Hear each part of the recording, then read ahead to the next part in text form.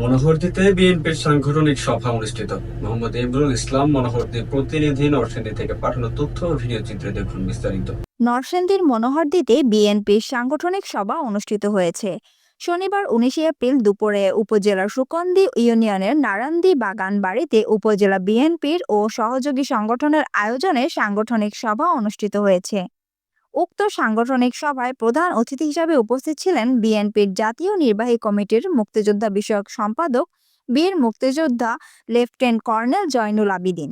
সুকন্দি ইউনিয়নের সাবেক চেয়ারম্যান আব্দুল গনি ফরাজিয়ের সভাপতিত্বে অন্যান্যের মধ্যে উপস্থিত ছিলেন বিএনপির জাতীয় নির্বাহী কমিটির কার্যকরী সদস্য ফেরদৌস আহমেদ খোকন, কেন্দ্রীয় স্বেচ্ছাসেবক দলের সহ সভাপতি মোহাম্মদ জাকির হোসেন, নরসিংদী জেলা যুব দলের সাংস্কৃতিক বিষয়ক সম্পাদক মোবারক হোসেন নাদিম প্রমুখ। এই সময় উপজেলা বিএনপি ও সহযোগী সংগঠনের অন্যান্য নেতৃবৃন্দ উপস্থিত ছিলেন। কিন্তু আবার ওনারা বলবেনও কিছু, এটা আমরা চাই। এখন মিটিং শুরু করতে 11:15 বাজে, বাজতেই পারে, কারণ সেই সকাল 9টায় এই কি বলে, হ্যাঁ 9টার সময় ওই বাউবি ধুইয়া করে তারপরে রওনা দিয়া হাইটে গিয়া গাড়ি ধরা, তারপরে আসা, এগুলি করতে করতে 11:15 বাজে।